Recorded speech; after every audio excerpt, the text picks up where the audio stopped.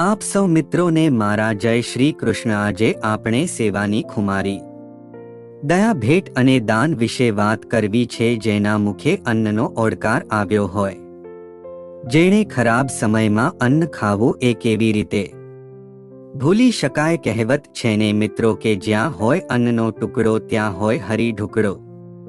જ્યારે પરમાર્થ કરવા નીકળ્યા હો, કોઈ ભૂખ્યાનું પેટ ઠારવા નીકળ્યા હોવ, ત્યારે તમારા મોબાઈલથી ફોટા ન પાડતા, નહીતર તમારા કપડાં જયારે ખેંચાશે ત્યારે પ્રભુ ફોટા પાડતો હશે। બહુ જ ઉત્કૃષ્ટ વાત કરી છે।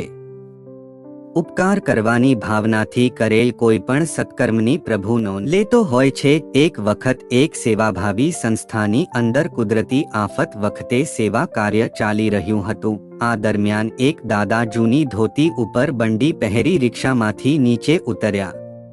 એ કાર્યાલય તરફ આગળ વધતા હતા।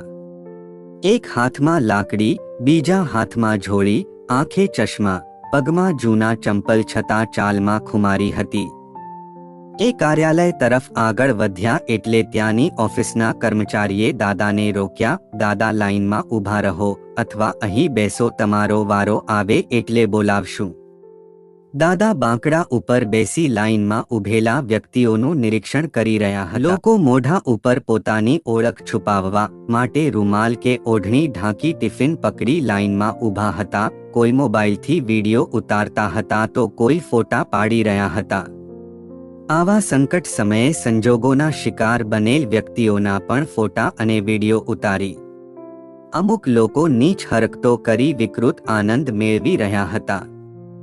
અચાનક કોઈએ બૂમ પાડી, દાદા આવી જાવ, તમારું ટિફિન લઈને। દાદા નજીક ગયા। ઓફિસમાંથી અવાજ આવ્યો, દાદા વાસણ ઘરેથી લાવવાનું। દાદા બોલ્યા, બેટા હું એ માટે નથી આવ્યો, મારે અગત્યની વાત કરવી છે। પણ અત્યારે દાદા અમારી પાસે સમય નથી। ઓફિસમાંથી અવાજ આવ્યો, અરે બેટા, ડોનેશન માટે વાત કરવી છે। ઓફિસના કર્મચારી દાદાને ઉપરથી નીચે સુધી જોવા લાગ્યા, પછી બોલ્યા, સારું આવો। દાદા ઓફિસમાં ગયા, બોલ્યા, ડોનેશન લ્યો છો? હા દાદા, અત્યારે તો ખૂબ જરૂર છે। બોલો કેટલા રૂપિયાની રિસિપ્ટ ફાડું? દાદાએ ઝોળીમાં હાથ નાખી ચેકબુક કાઢી ચેક લખ્યો। ચેક હાથમાં પકડતા જ સંસ્થાનો કર્મચારી ઊભો થઈ ગયો।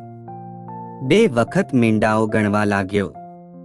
દાદા સામે જોઈ બોલ્યો, દાદા આ રકમ તમે તમારી જાગૃત અવસ્થામાં લખો છો, તમારા પરિવારને આ બાબતની જાણ છે। આ ચેકની રકમ 2 કરોડ રૂપિયા છે, એ આપ જાણો છો?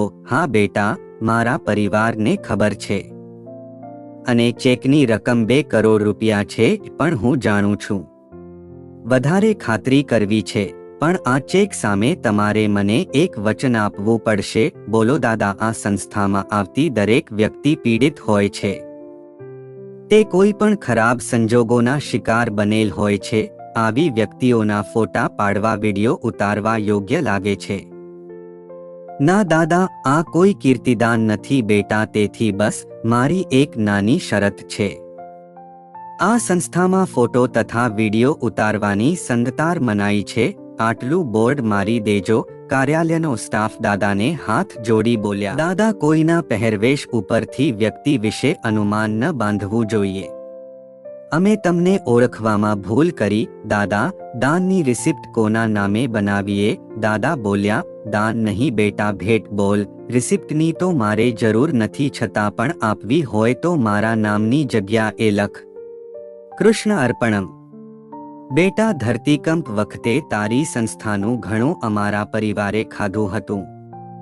ત્યારે જ મેં નિર્ણય લીધો હતો, સમય આવે એક દાણાનો વ્યાજ સાથે હિસાબ અહીં હું પરત કરીશ। થોડા સમય પહેલા મારો બંગલો વેચાયો। તેની રકમની વ્યવસ્થા માટે મેં જ્યારે મારા પુત્રને અમેરિકા ફોન કર્યો ત્યારે તેણે માત્ર એટલું જ કીધું, પપ્પા આપણો પરિવાર ધરતીકંપ વખતે બચી ગયો હતો, એ કોઈ કુદરતી સંકેત સમજી લ્યો। આપણે ન બચ્યા હોત તો આ મિલકત લાવારીસ જ પડી રહી હોત। જેણે બચાવ્યા તેને અર્પણ કરી દ્યો। જે સંસ્થાનું આપણે ખાધું હતું તે સંસ્થાને પાછું આપી તમારું ઋણ ઉતારો પપ્પા। અહીં ભગવાને મને ઘણું આપ્યું છે।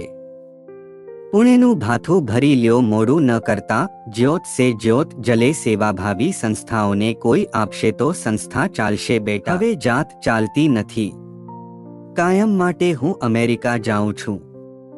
આજે આ સંસ્થાને આપેલ વચન પૂરું કરું છું. મિત્રો, હળવા થઈ જરૂર વાંચજો. અને તમે ઘરના બધા સભ્યો જમવા સાથે બેસો ત્યારે જાતે આ સ્ટોરી કહેશો તો બહુ સારું લાગશે. માટે 2 વાર વાંચજો. મિત્રો, વાત સારી લાગે તો વિડીયોને લાઈક કરી ચેનલને સબસ્ક્રાઇબ કરો, કોમેન્ટ કરી વિડીયોને શેર કરો.